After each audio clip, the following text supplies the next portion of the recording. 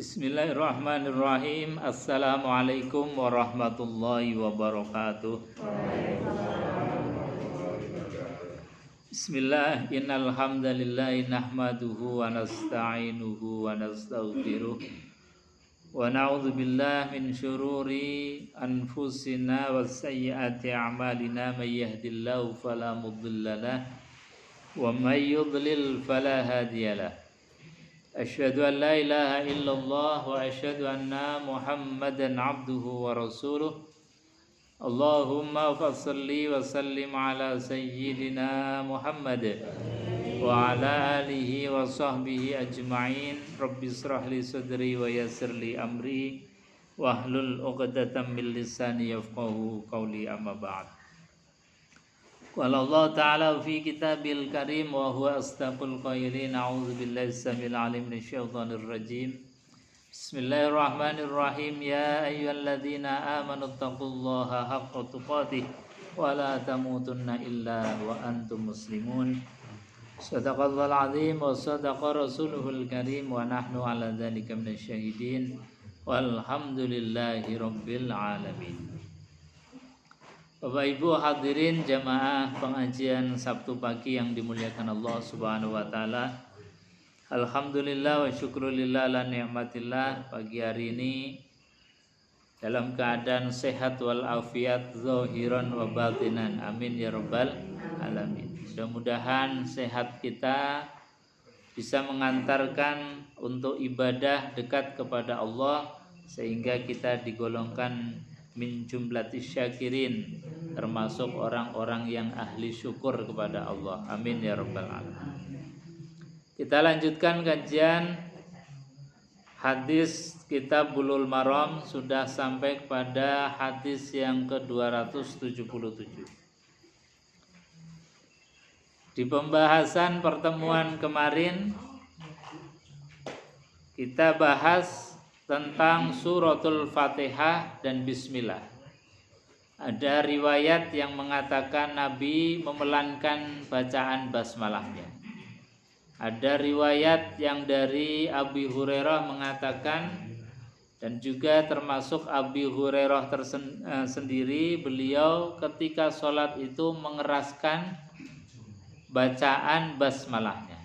Dan beliau mengatakan bahwa sholatku ini sholat yang mirip dengan Rasulullah Sallallahu Alaihi Wasallam. Dalam hadis yang berikutnya ini berkaitan dengan rukunnya sholat yang berikutnya. Setelah baca Fatihah kemudian dilanjutkan dengan ruku. Dilanjutkan dengan ruku. Jadi Fatihah, kalau membaca surat pilihan itu boleh dibaca, boleh tidak, sunnah. Tapi yang rukun itu adalah habis Fatihah kemudian ruku.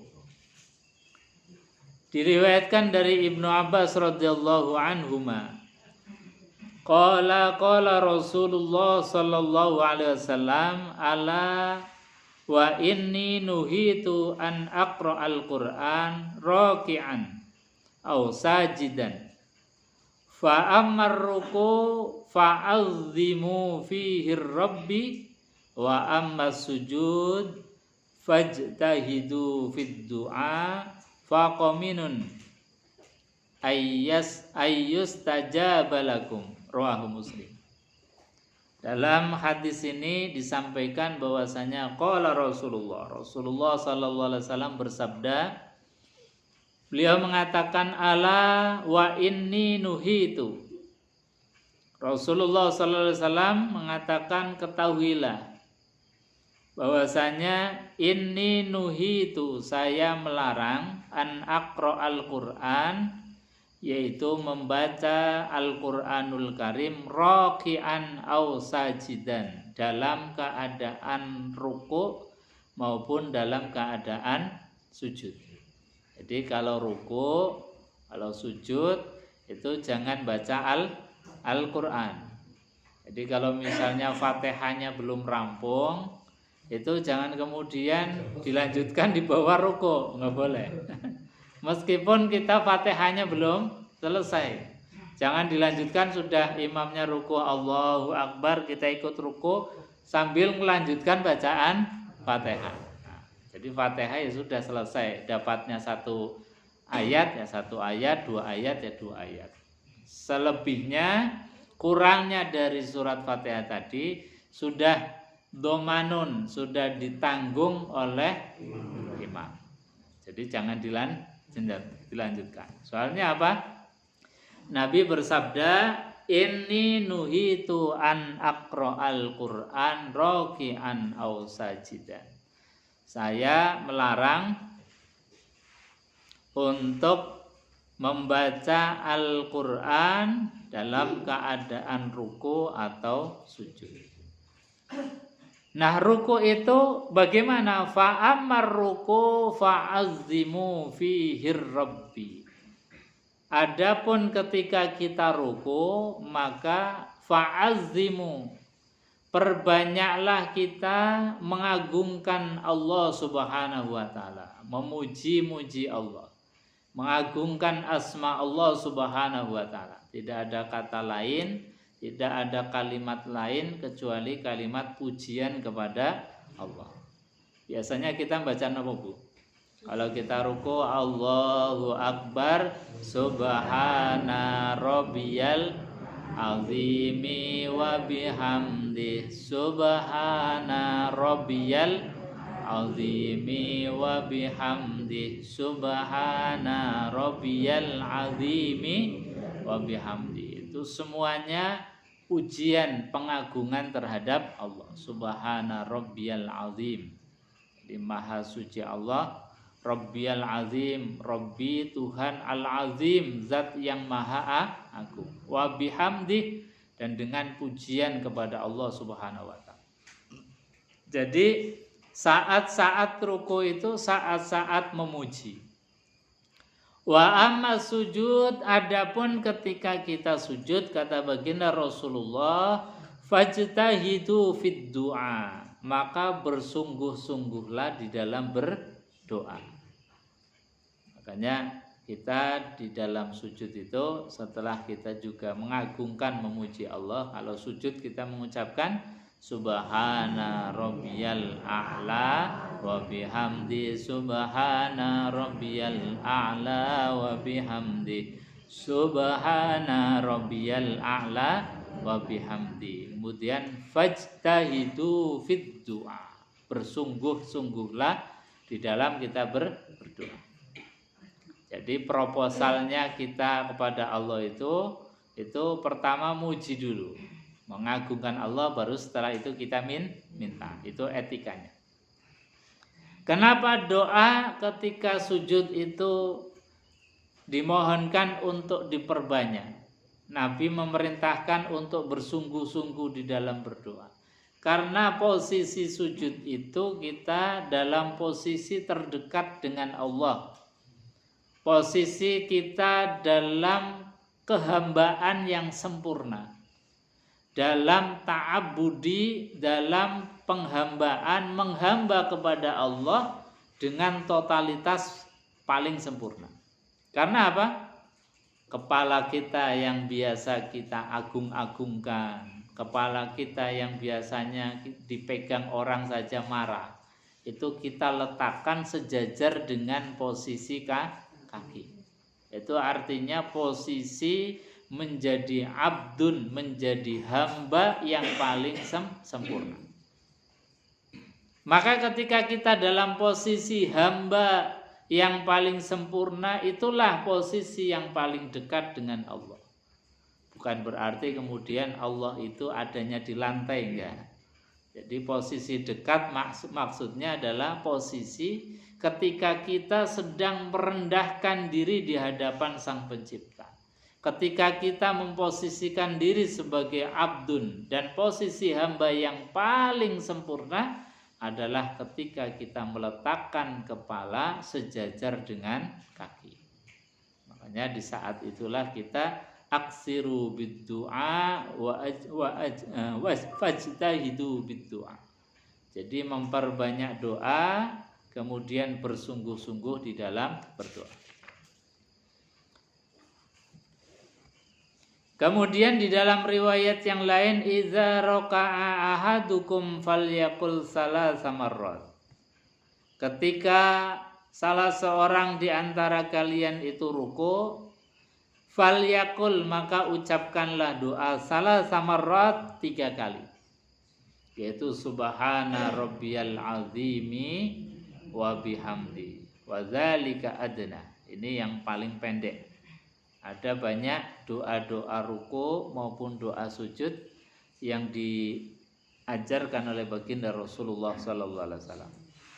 Jadi yang paling sedikit, kalau kita misalnya dapat imam dilalah imam banter-banteran, imam cepet-cepetan, ya kita doa rukunya cukup subhana rabbiyal azim, subhana rabbiyal azim, subhana rabbiyal azim.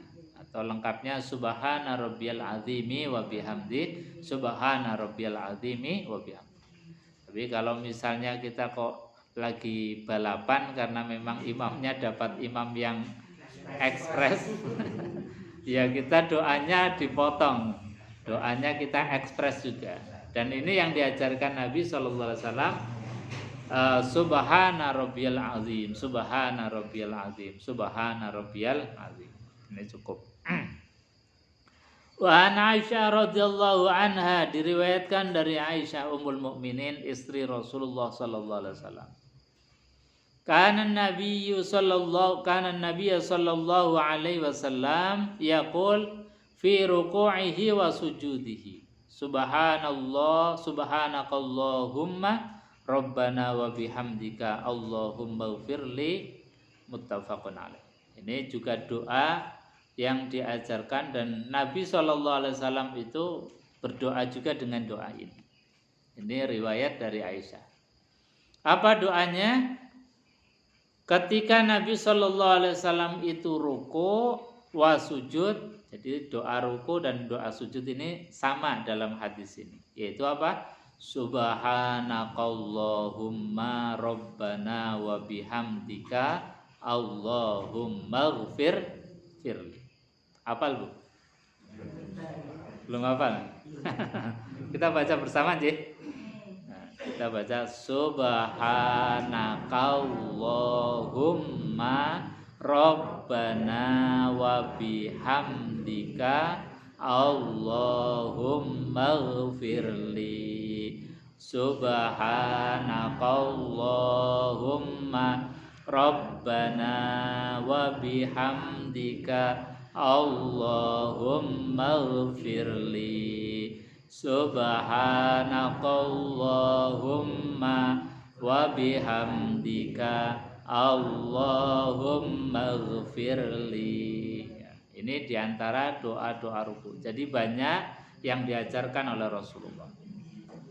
Jadi seandainya ada orang lain doanya beda dengan kita, ya jangan kaget. Karena apa? Memang banyak versi, banyak yang diajarkan oleh Rasulullah. Subhanakallahumma, maha suci engkau ya Allah.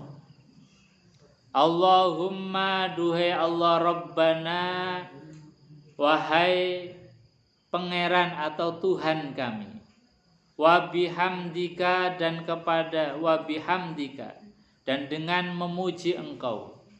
Allahumma, duhai Allah, ighfirli, ampunilah kami. Jadi ini lengkap, sudah ada pujian, juga ada doa. Kalau yang tadi subhana rabbiyal a'la wa bihamdi ketika sujud, atau ketika ruku subhana rabbiyal azimi wa bihamdi, itu murni pujian kepada Allah Subhanahu wa taala.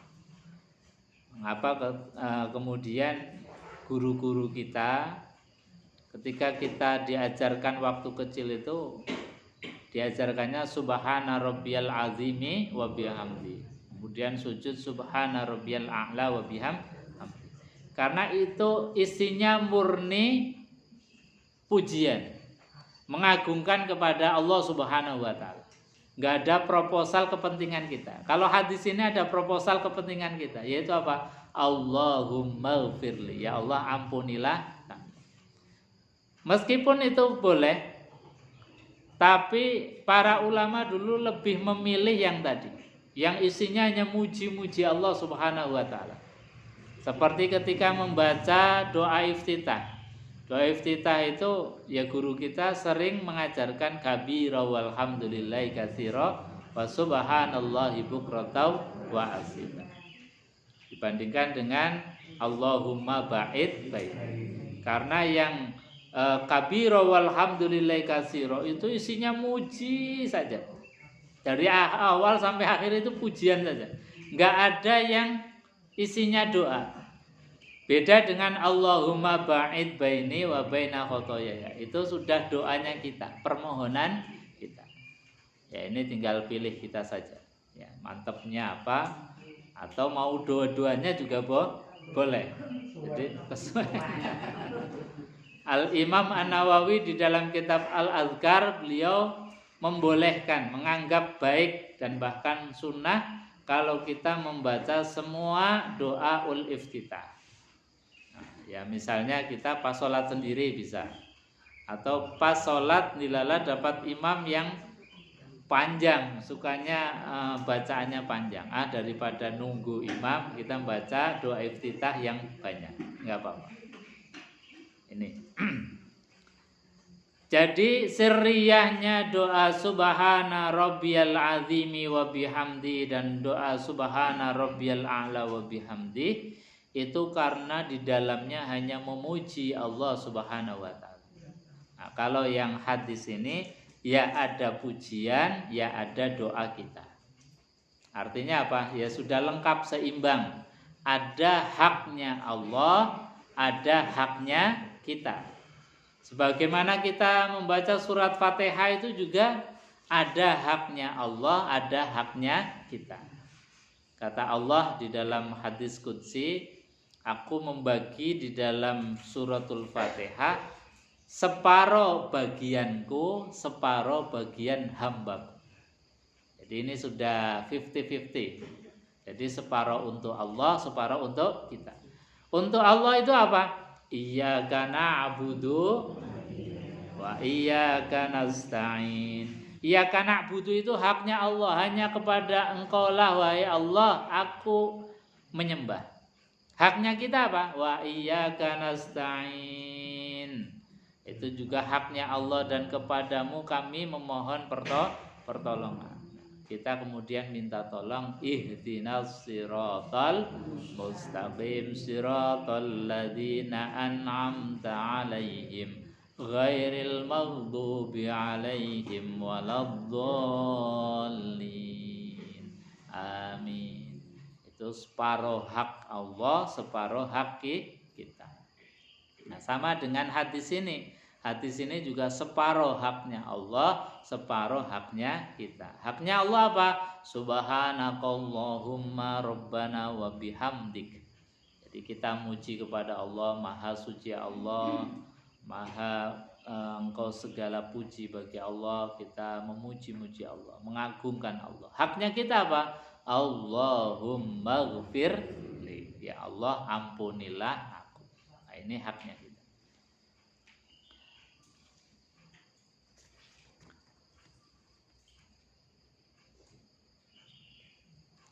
Dalam surat An-Nasr misalnya itu disebutkan idza jaa nasrullahi wal fath. Kemudian diakhiri dengan fasabbih bihamdi rabbika wastaghfir.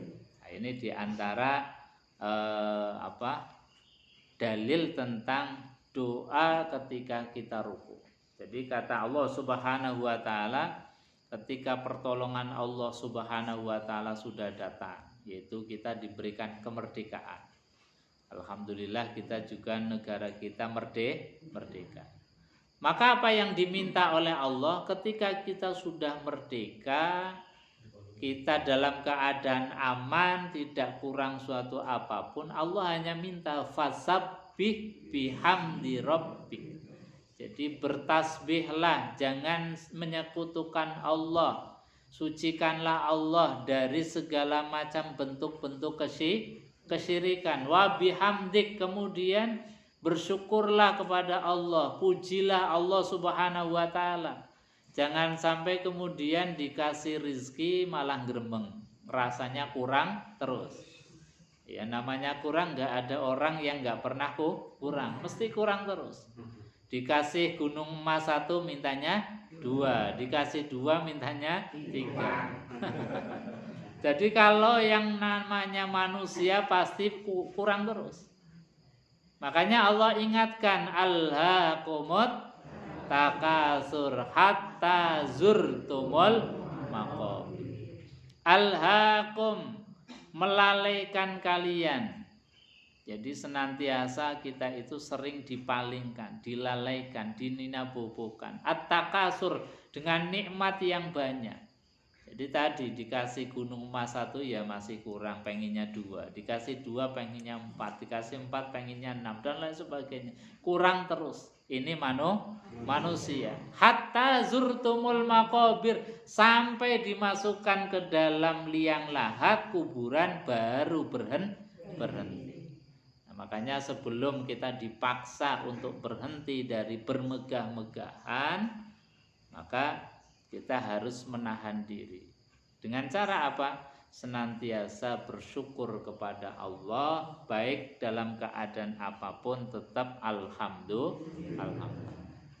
Makanya Allah hanya minta fasabbih bihamdi rabbika baru wastaghfir, dan minta ampunlah kepada Allah, bertobatlah kepada Allah Subhanahu wa taala.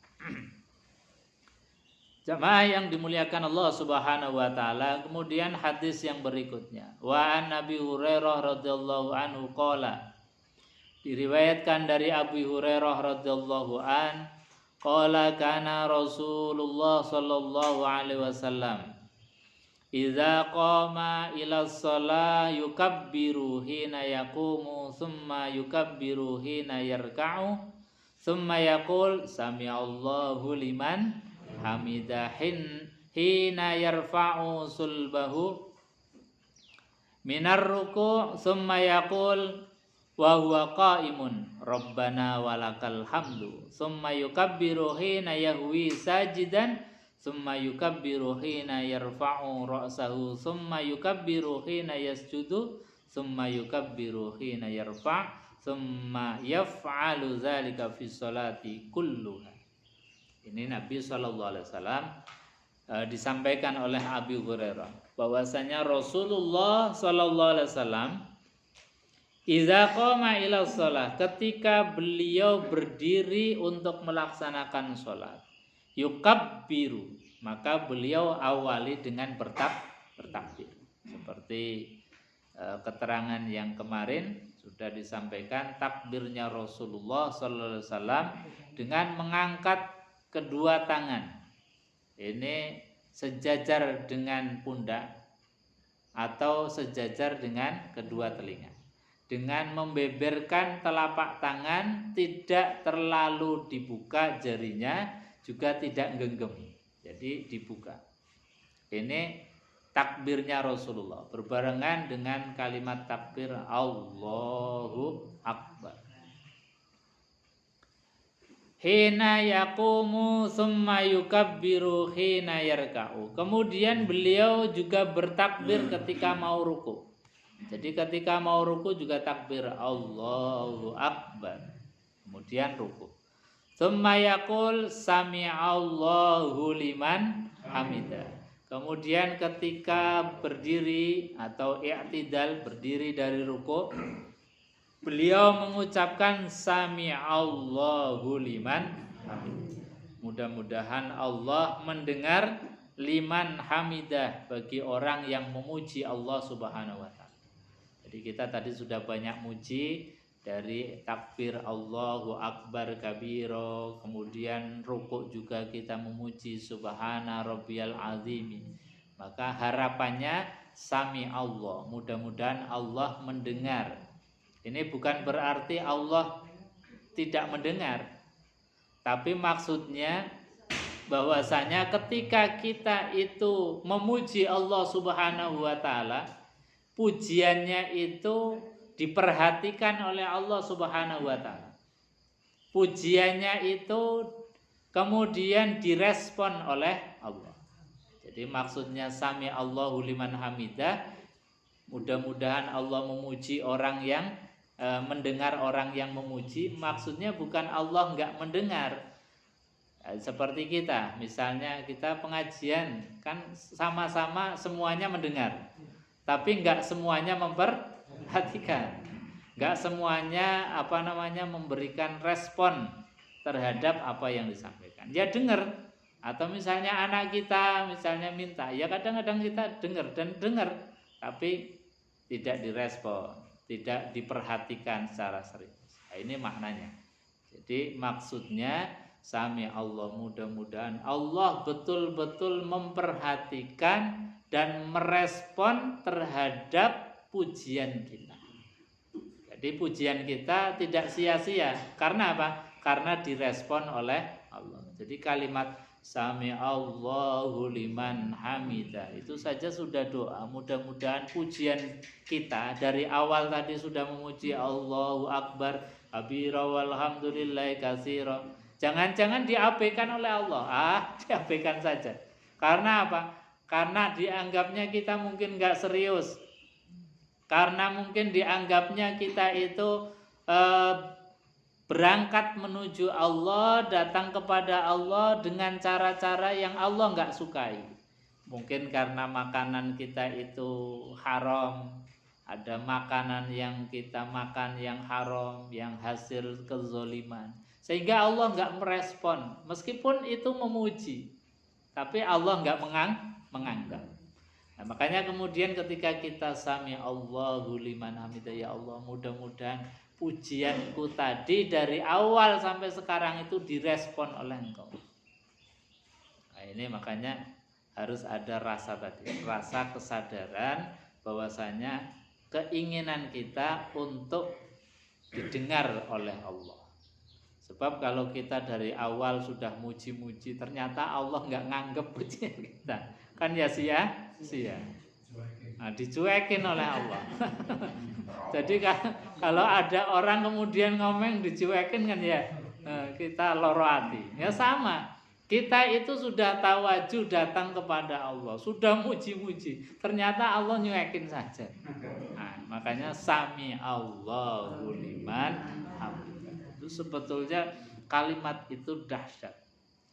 Jadi rasa tawadu kita di hadapan Allah, rasa tidak siapa-siapanya di hadapan Allah, itu hendaknya kita munculkan. Sehingga apa? Kita menghilangkan betul sifat ego kita, sifat sombong kita. Karena kita butuh Allah. Ya Allah, aku sudah memuji, jangan sampai pujian ini sia-sia.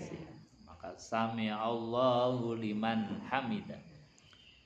Hina yarfa'u sulbahu hina yarfa'u sulbahu minar ruku'.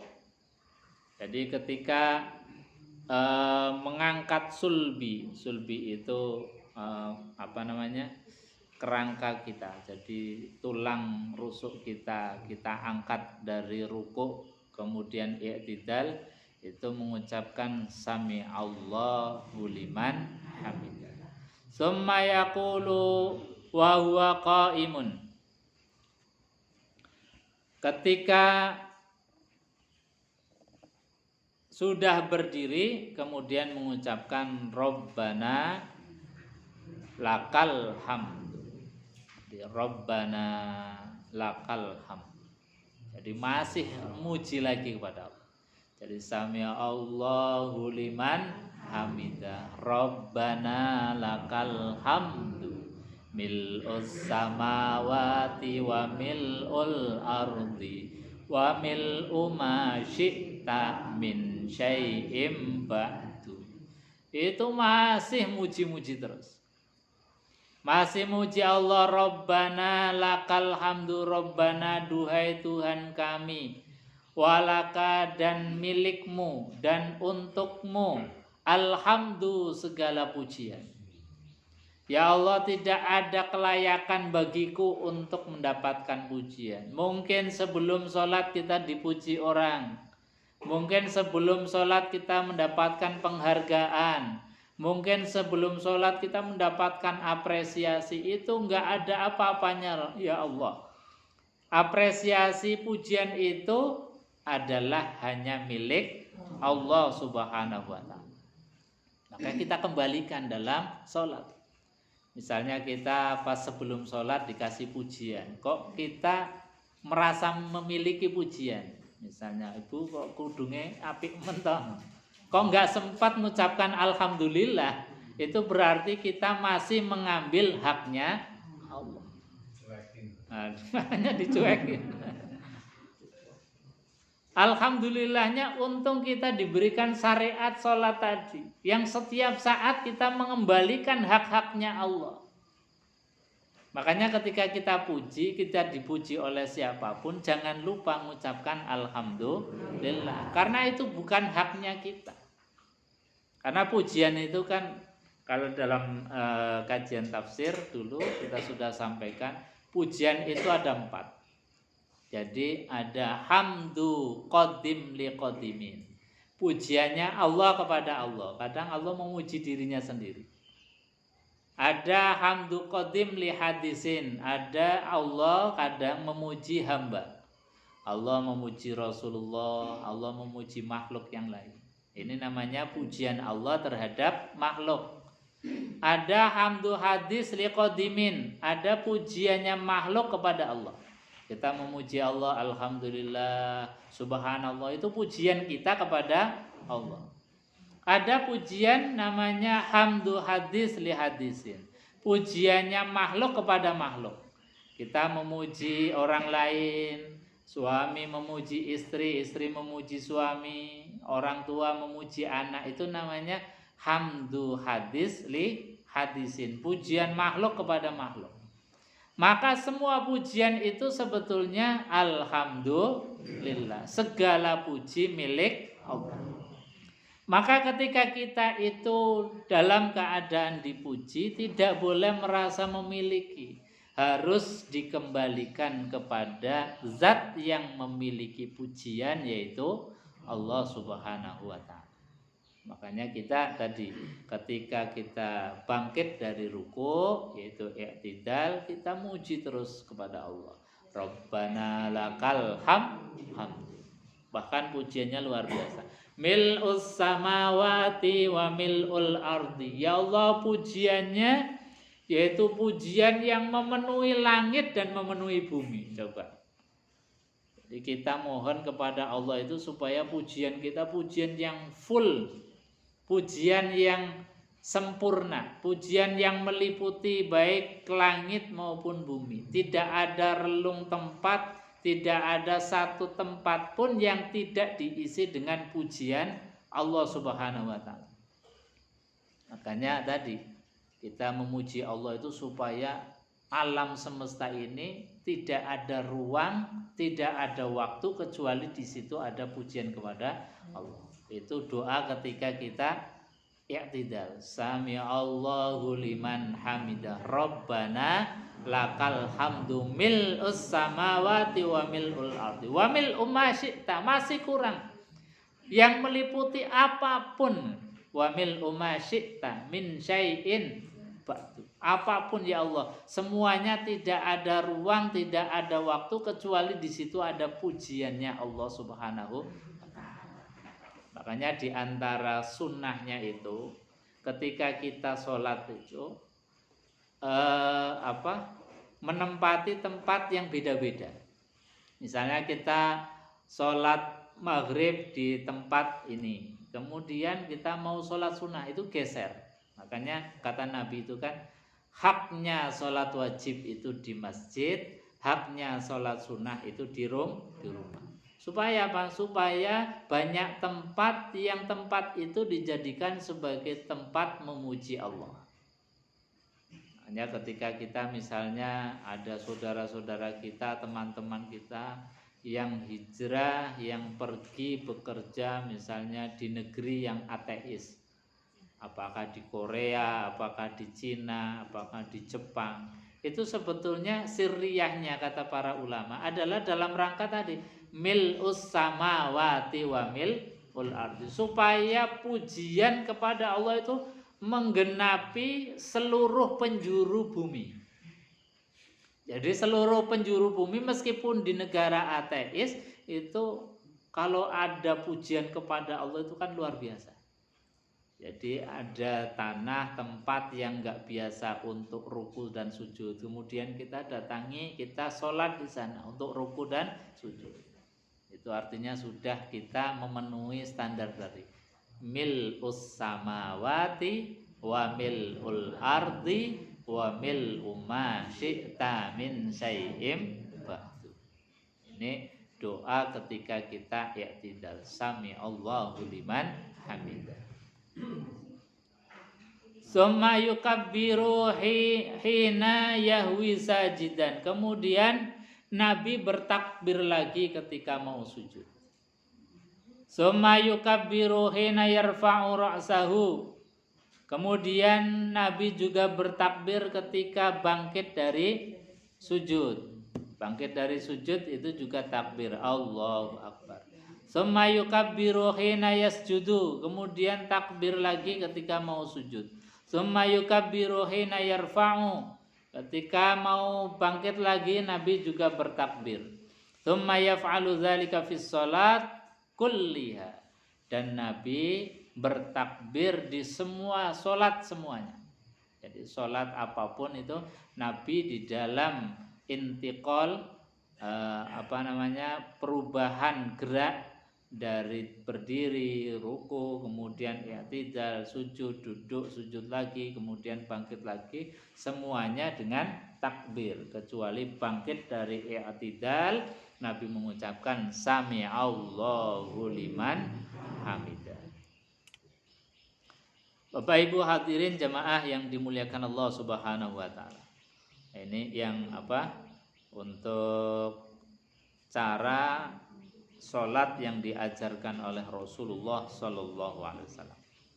Saya kira itu mungkin sebelum ditutup ada yang mau menambahkan atau ditanyakan, monggo silakan.